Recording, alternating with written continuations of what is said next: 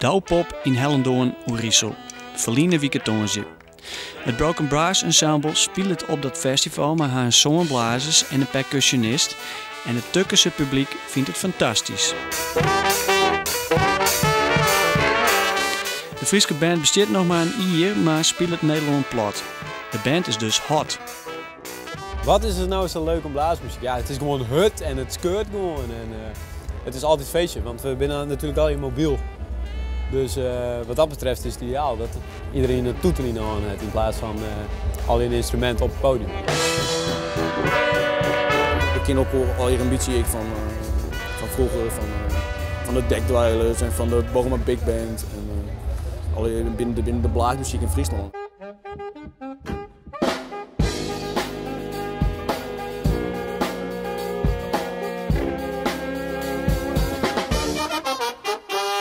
En dan ga je met een clip uitgebracht, die is 400.000 keer bezoeken binnen een maand. Ja, dat is inderdaad de Thrift Shop. Dat is net echt een clip of zo, maar wij hier dat nummer hier we na de repetitie even opgenomen.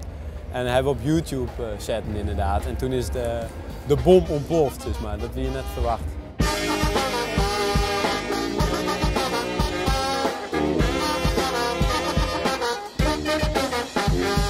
Daardoor kunnen we nou wel heel soort shows doen, dus dat is heel erg cool. Je hebt gewoon online post en een heel soort mensen hard oppikt of zo? Ja, dus maar het is viral gaan en het is in Amerika is het belangrijk en Pigger het blogs het oppakt.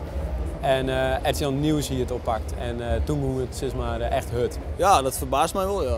Nou ja, dat het zo'n succes was, dat hadden we misschien al net verwacht. Maar ja, het is een stijgende lijn van nou dat we begonnen binnen en dat gaat voor ons gevoel nog steeds aan terug. En ja, het is fantastisch om het al je mooi te zien. Laatste loodjes voor jou? Nou, het laatste loodje hier op Douwpop. Zometeen gaan we nog verder naar Hes Open in Zwolle. Dus we moeten nog 2 sets. Waarom spelen zij hier? Ja, het is gewoon een hele toffe act. En ik zag ze voor het eerst op Vlieland, op de Great Wide Open. Daar zag ik ze en afgelopen september. En dus ik vond het heel tof om erbij te hebben als soort van randact ook, die je overal kan opduiken op het terrein.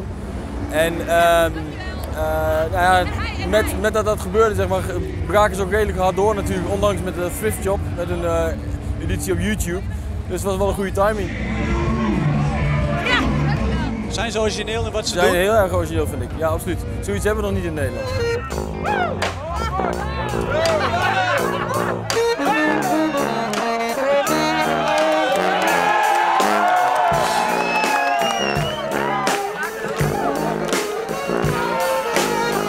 De muziek van het Broken Brass Ensemble is een mix van brass, hip-hop, funk en fanfare.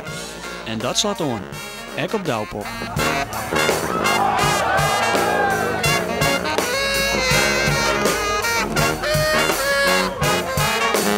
Die muzikale cocktail van het Broken Brass Ensemble, is dat nee?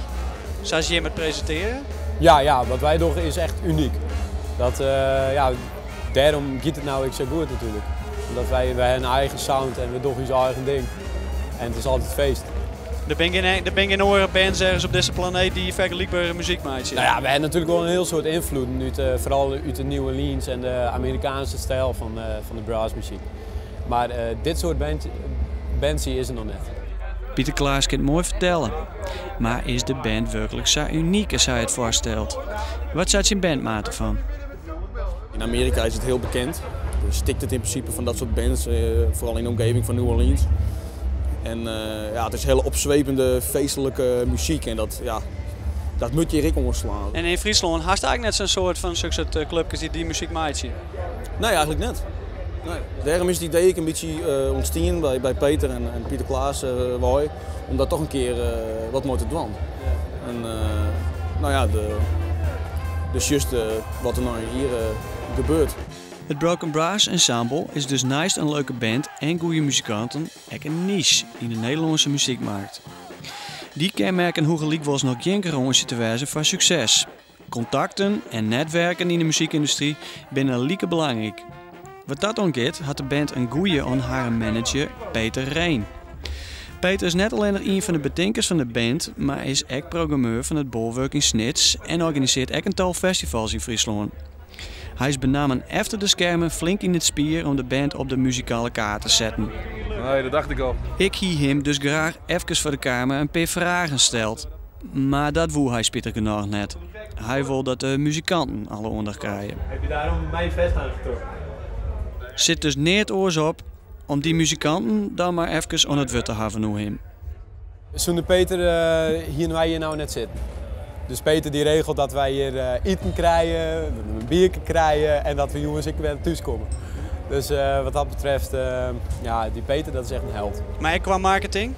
Ja, dat heeft hij ook wel goed in de kant. Ja, want hoe kan dat? Ik denk dat hij ergens instraalt is, ik heb geen idee.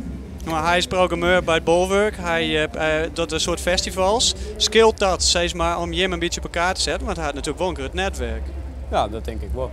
Ja. Maar het is natuurlijk, de band is gewoon een goede band en het is gewoon altijd leuk. Dus dat is echt de kracht.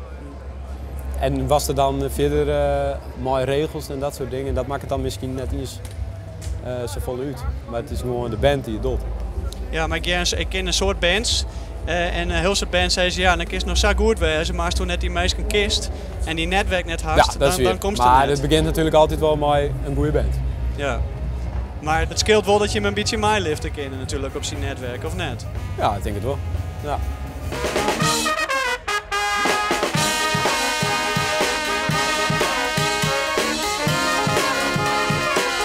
Dus wel succesvol momenteel, maar hoe denk je met succes verder te gaan?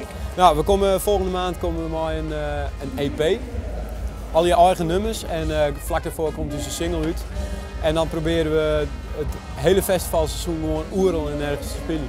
Dus er staan, ik denk dat er nou 30 of 40 shows staan nou VS voor in de simmer. En we gingen gewoon knallen deze simmer.